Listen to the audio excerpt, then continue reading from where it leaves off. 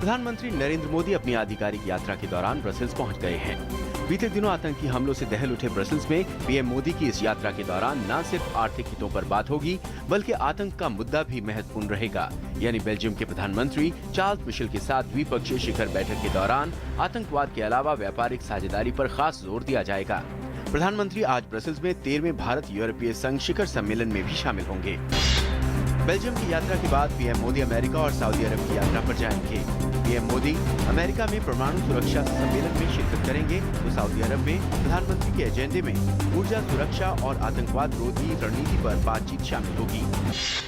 नैनीताल स्थित देवस्थल में एक 3.6 मीटर व्यास की ऑप्टिकल दूरबीन तैयार की गई है, जिसका उद्घाटन प्रधानमंत्री नरेंद्र मोदी और बेल्जियम के प्रधानमंत्री चार्ल्स संयुक्त रूप से ब्रसेल्स से करेंगे। माना जा रहा है कि ये एशिया की सबसे बड़ी दूरबीनों में से एक होगी। वित्त मंत्री अरुण जेटली ने ऑस्ट्रेलिया के सिडनी में मेक इन इंडिया कॉन्फ्रेंस का आगाज किया। इस दौरान जेटली ने ऑस्ट्रेलियाई व्यापार जगत से कहा कि भारत आज विश्व के बीच केंद्र बिंदु के तौर पर उभरा है और भारत सरकार के लिए मेक इन इंडिया सबसे अहम बिंदु है। उन्होंने सबसे भारत में ज्यादा से ज्यादा निवेश करने की बात कही। उत्तराखंड के सियासी संकट को लेकर अब केंद्र सरकार और कांग्रेस दोनों कोर्ट के दरवाजे पर हैं।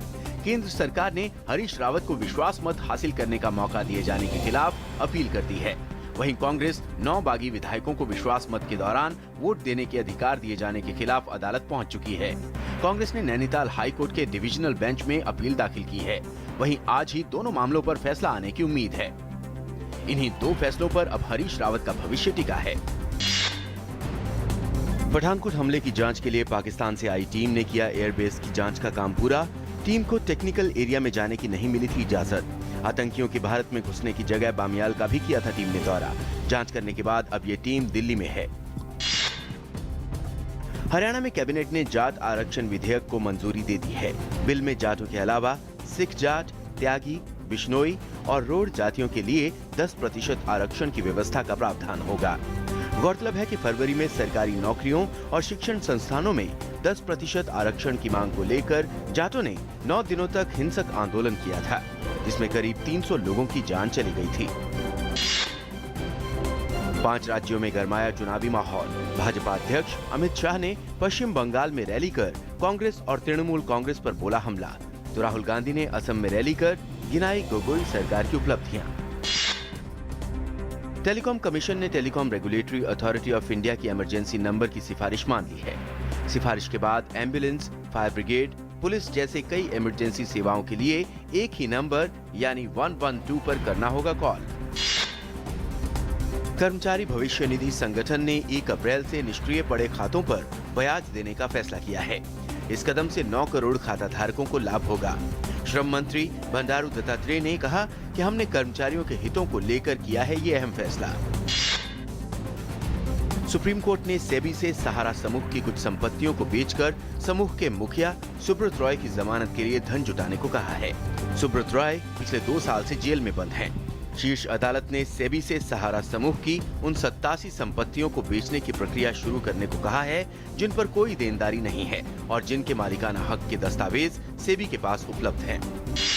म्यांमार में सत्तारूढ़ national league for democratic party के नेता यू चिन चौ ने बुधवार को म्यांमार के नए राष्ट्रपति के रूप में शपथ ली। समाचार एजेंसी शिन्हुआ की रिपोर्ट के अनुसार एनएलडी की प्रमुख आंग सान सू की को बुधवार को देश की नई विदेश मंत्री नियुक्त किया गया।